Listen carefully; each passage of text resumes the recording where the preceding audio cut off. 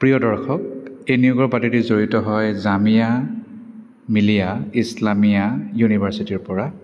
কেন্দ্ৰীয় বিশ্ববিদ্যালয় হয় আৰু নাকৰ এছেছমেণ্টত A++ গ্ৰেড পাইছিল। জামিয়া নগৰ নিউ দিল্লীত অৱস্থিত। বহুত টপ ৰেংকৰ বিশ্ববিদ্যালয় হয়। ভাৰতবৰ্ষৰ বিভিন্ন বিষয়ৰ নন টিচিং পোষ্ট খালী হৈছে। আপোনালোকে এপ্লাই কৰিব পাৰিব। 31 জুলাই আগে এপ্লাই কৰিব লাগিব। আৰু কি পদ খালী সকলো কথা মই জনাই যাম। ডেপুটি ৰেজিষ্ট্ৰাৰ 2টা পদ খালী, 78,800 পৰা 2 লাখ দৰমহা প্লাছ হ'ব আৰু বেলেগ এলাৱেঞ্চবোৰ পাবই। মাষ্টাৰ ডিগ্ৰীত থাকিলেই হ'ল আৰু ইয়াত খালী এক্সপিৰিয়েঞ্চ লাগে। ছেকশ্যন অফিচাৰ 9টা পদ খালী, আপোনাৰ 44,900 পৰা আৰম্ভ কৰি 1,42,400 টকা, বেলেগ এলাৱেঞ্চবোৰৰ পাবই। বেচলাৰ ডিগ্ৰীত থাকিলেই হ'ল আৰু এক্সপিৰিয়েঞ্চ লাগিব অলপমান, 4 বছৰমান। হিন্দী আৰু উৰ্দু নলেজ।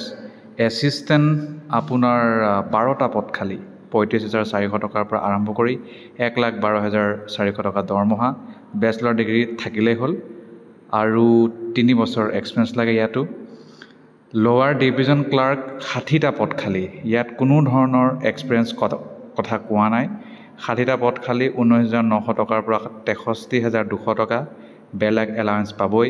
বেচলাৰ ডিগ্ৰী হ'লেই হ'ল। ইংলিছ টাইপিং 35 ৱৰ্ড পাৰ মিনিট, কম্পিউটাৰ অপাৰেশ্যন কৰিব পাৰিব লাগিব, 40 বছৰ মেক্সিমাম বয়স।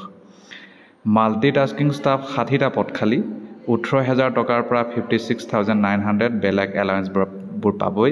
মেট্ৰিক পাছ কৰিলে হ'ব বা ITI পাছ কৰিলে হ'ব। হিন্দী উৰ্দু নলেজ, 40 বছৰ।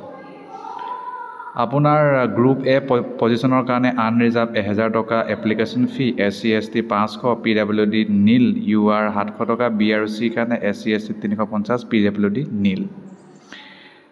কিছুমান পদৰ কাৰণে written skill trade test interview হ'ব আৰু 5% ৰেহাই মাৰ্কছৰ কাৰণে SC ST, differently able, OBC, non creamy layer সকলক দিয়া হৈছে।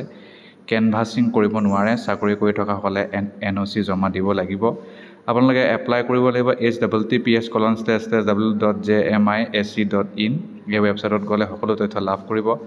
এপ্লিকেশ্যন ফিটো নন ৰিফাণ্ডেবল হয় আৰু 1,000 টকা গ্ৰুপ এ, 700 টকা বাকীসকলে, আৰু SC ST অলপ বেলেগ। ক'ত পঠাব লাগিব?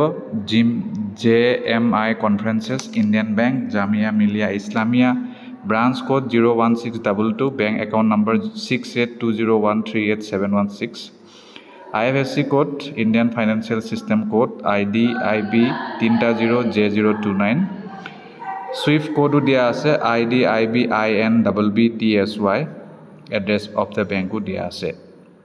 এতিয়া কথাটো হ'ল আপোনালোকে এপ্লাই কৰিব বিচাৰে নে নিবিচাৰে, কেনেকৈ এপ্লাই কৰিব, কি পদ খালী, সকলো কথা মই জনালোঁ। ধন্যবাদ।